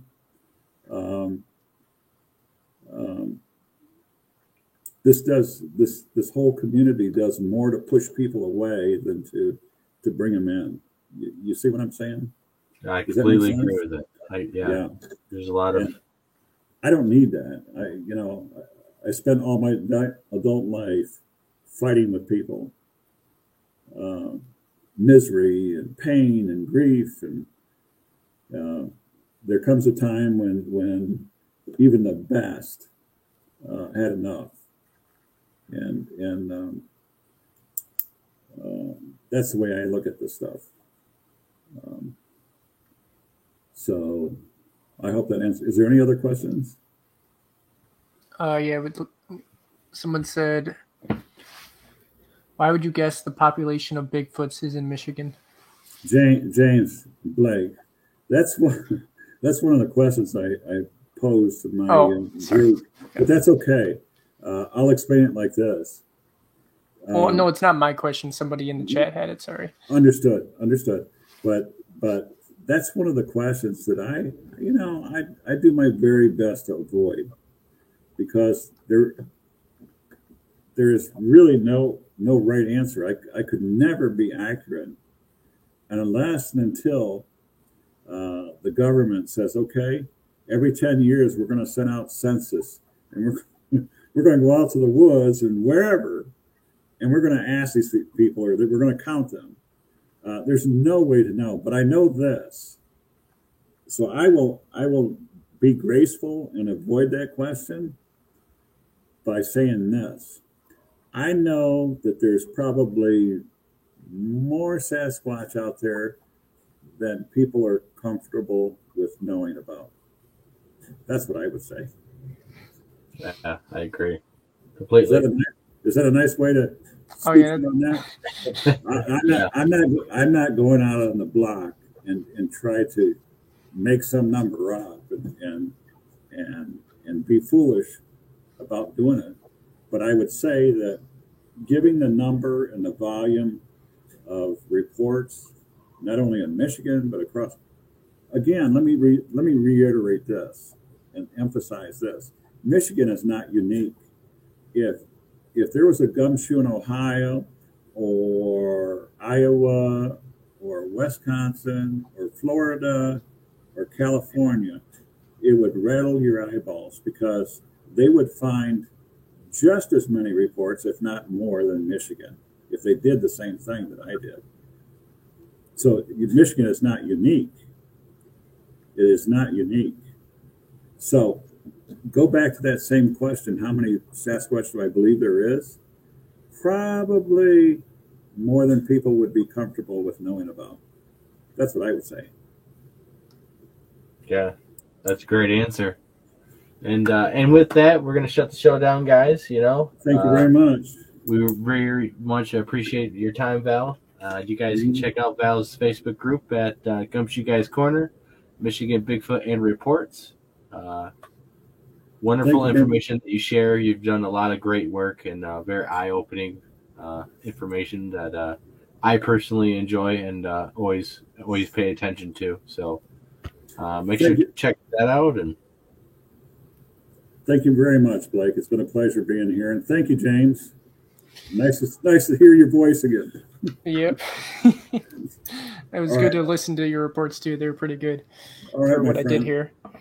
All right, my friend. Thanks a lot, guys. We'll talk to you later. All right, take it easy, Val. Toodaloo. And for everyone watching, we really appreciate you guys' support, and hopefully you guys learned something. You know, we're going to be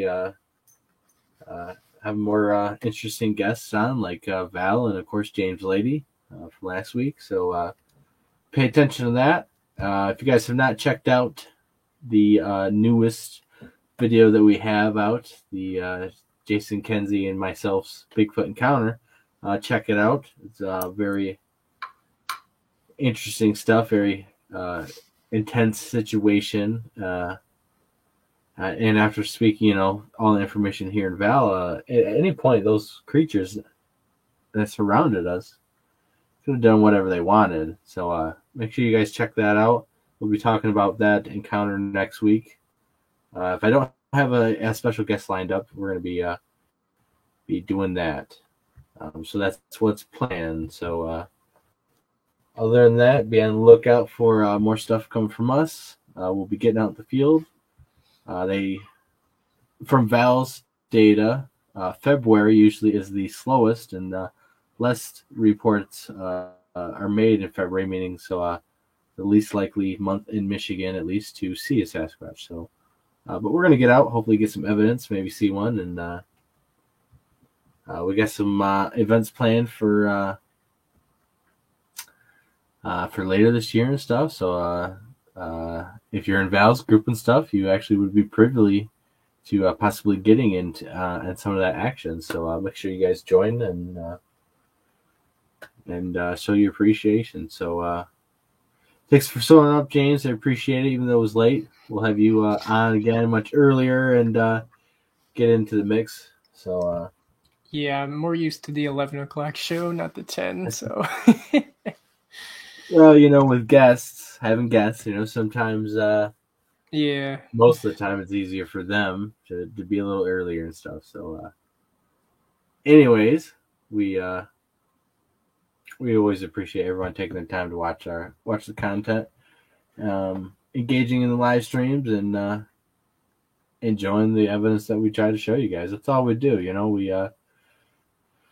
It's what we're about, like Val says, and you know, we're just trying to put our own hard work in and trying to do what we do, you know, and we're not gonna let other people get in the way of that, make money off of it.